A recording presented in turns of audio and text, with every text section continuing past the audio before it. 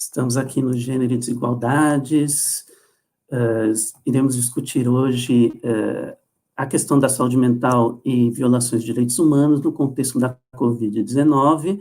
Eu sou o professor Marcos Garcia, sou professor da UFSCar no campus Sorocaba, tenho pesquisado sobre o campo da saúde mental na perspectiva de direitos humanos há algum tempo. Sou também um militante da luta antimanicomial, e nós estamos aqui nessa semana também marcando uma efeméride importante, que é o Dia da Luta Antimanicomial, que ocorre agora no dia 18 de maio.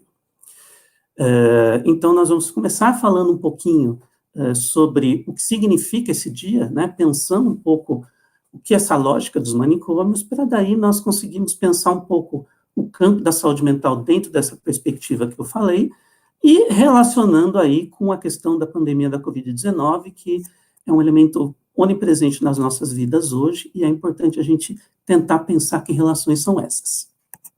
Bem, como militante da luta antimanicomial, nós temos aí uma perspectiva, né, de tentar desconstruir esses lugares, esses espaços fechados e pensar eles historicamente. O que são os manicômios? São lugares que a gente diria assim, nós chamaríamos de paradigmáticos em relação a essa ideia de que você deve excluir pessoas que são anormais do convívio social. Então, quem vai estudar a história da psiquiatria, né, nós temos, por exemplo, o caso clássico do Michel Foucault, vai mostrar aí o quanto no final do século XIX, começo do século XX, nós temos uma inflexão em relação ao controle da psiquiatria sobre as nossas vidas, que não é mais só na dimensão de tratar quem é louco, mas de alguma forma de tentar entender todo mundo que está em uma dada sociedade sobre essa perspectiva de quem é normal e de quem deve ou não conviver com a sociedade.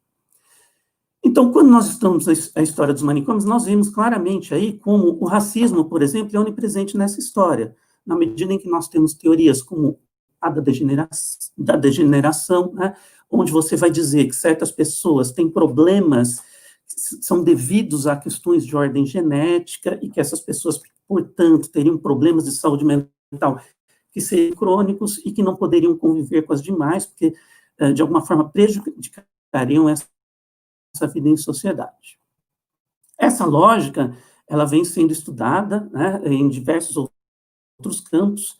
Hoje nós temos o conceito de necropolítica do Mbembe, que vai lá beber em sua origem no Foucault, pensando isso, né, pensando que populações são essas que não têm direito a viver, né? No contexto da Covid, por exemplo, isso tem sido bastante discutido. Por que populações periféricas têm menos direito a leitos? Por que elas têm menos direito à vida? Por que elas têm menos direito à proteção? Né? Então, nós vamos ter aqui outras falas, né, no Gênero e Desigualdade, sobre saúde mental nessa semana, que vão abordar mais especificamente essa questão aí da Covid no contexto das periferias, né?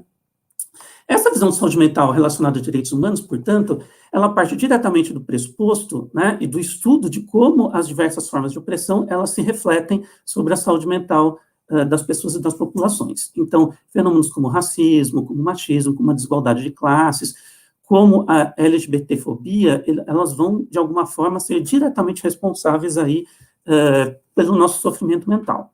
Nós temos pesquisas em todos esses campos que vão mostrar, mesmo que sob uma perspectiva mais biomédica, quanto pessoas aí de segmentos oprimidos, elas vão ter mais o que é chamado de distúrbios mentais. Tá? Lembrando que isso, no Brasil, essa abordagem relacionada aos direitos humanos, ela é inclusive constitucional, na medida que nós temos uma Constituição que garante o direito à vida, o direito à igualdade, né, de que ninguém vai ser submetido à tortura nem a tratamento desumano ou degradante, que é o que aconteceu nos manicômios. Então, nós estamos falando também de uma defesa aí do que está previsto legalmente no país. Tá?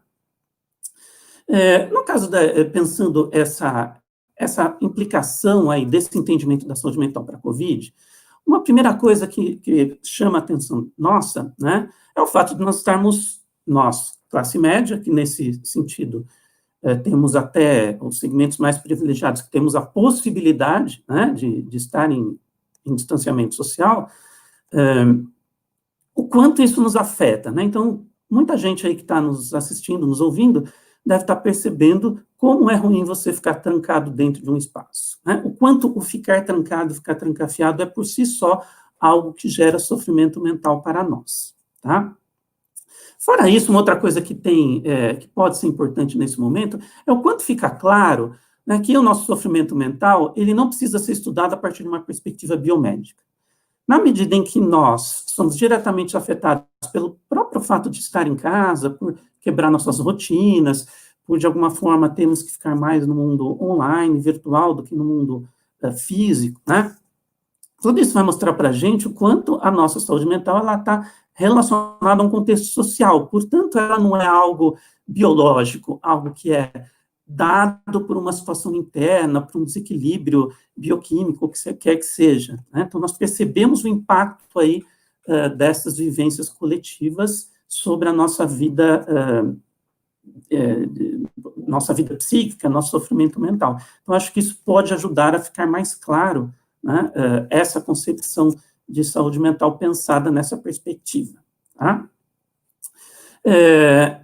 Evidentemente, também, esse distanciamento físico, como outras pessoas vão trabalhar aqui no gênero de desigualdades, né, ele também vulnerabiliza muitos grupos sociais que sofrem diversas formas de opressão em relação ao maior sofrimento mental. São casos de jovens LGBTs que estão com suas famílias obrigados a ficar ou a reentrar no armário. É o caso das mulheres que sofrem violência doméstica, né, e têm seus relacionamentos abusivos com maridos ou filhas com os pais, né? Então, nós temos aí isso onipresente. É o caso do racismo, que vai se manifestar pela falta de serviços e cuidados adequados para populações mais vulneráveis, né? Então, essa saúde mental ela também pode ser pensada nessa perspectiva. E o que é importante também nós pensarmos dentro disso, né, é a possibilidade de nós transcendermos essa ideia de que a saúde mental é um bem individual a ser conquistado. Então, nós temos uma tradição na psiquiatria de tentar entender como um fenômeno biomédico, né, o sofrimento mental, no que a gente chama de medicalização, biomedicalização da vida, mas nós também temos essa tendência na psicologia, de muitas vezes individualizar o problema do sofrimento mental ou ficar com ele centrado na microfamília, ou na importância, né, da família nuclear sobre a constituição do sujeito. Fora isso, nós temos técnicas, né, do que a gente chama de tecnologias de aprimoramento pessoal, que são presentes também no nosso cotidiano, como é o caso, por exemplo, da literatura de autoajuda, da ideia da autoajuda de que você pode se autoajudar, e isso seria o suficiente. Como é o caso do conhecido coaching, como a gente tem sido disseminado mais nos anos atuais, né? É sempre essa ideia de que você pode ser feliz sozinho, não importa o que esteja acontecendo na sociedade. Qual o problema disso? O problema de que isso, se nós pensarmos em uma perspectiva coletiva, é irrealizável, né? Isso, na verdade, está bastante comprometido se nós pensarmos com uma visão neoliberal de indivíduo, né? Essa ideia de que eu sozinho dou conta de mim mesmo, né? Uma ideia de produtividade, uma ideia de felicidade, de que eu devo produzir para o meu bem-estar, para o meu sucesso pessoal. E é irrealizável também porque vai contra, né, uma série de concepções de saúde mental que mostra para a gente que o cuidado é coletivo. Se nós pensarmos, por exemplo, na própria questão do gênero relacionado ao cuidado, né, que é uma discussão cara aí ao feminismo, nós podemos ver que esse cuidado, ele não é pensado historicamente nas sociedades ocidentais, de origem europeia, numa dimensão individual, né? Então, estudarmos ali, por exemplo, a Federici, falando das bruxas, né, desse cuidado realizado entre as mulheres, ele é um cuidado coletivo, ele é um cuidado que ele circula em um dado coletivo, ele é um cuidado que ele é pensado como uma forma de dar sustentação a pessoas que estão passando por uma crise, seja física ou seja emocional. Então, essa dimensão do cuidado como algo que deve ser compartilhado, né, é algo importante de ser resgatado. De alguma forma, nós estamos fazendo isso de forma quase que ingênua no contexto da Covid, né, nós temos tentado nos proteger em redes virtuais, em redes de cuidado, de que alguma forma fazem com que nós nos soframos menos. Isso daí, ele é importante de esse cuidado que é organizado aí quase de uma forma impensada, cotidiana, ele é importante, mas nós precisamos pensar também nessa dimensão do cuidado a partir de uma perspectiva maior. Quando nós formos pensar em políticas públicas de cuidado, é pensar em políticas públicas que englobem essa visão de sofrimento mental como relacionado a essa dimensão coletiva, como relacionado à possibilidade de nós formarmos redes afetivas, de trocas, para que nós possamos, aí, de alguma forma, dar sustentação a esse sofrimento mental que está acontecendo e que, infelizmente,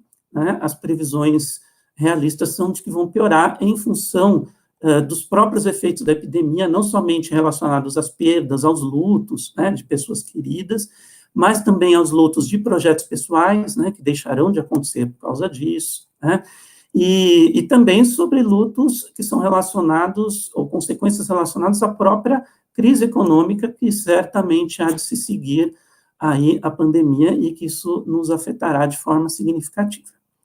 Então, era isso que eu gostaria de falar brevemente para vocês hoje. Depois aí estamos disponibilizando o contato, imagino, que a Gênero e Desigualdades aí pode disponibilizar o contato para eventuais dúvidas, esclarecimentos. Quero agradecer muito a vocês esse momento e muita força para vocês, nesse momento aí e nos momentos que se seguirão. Até mais.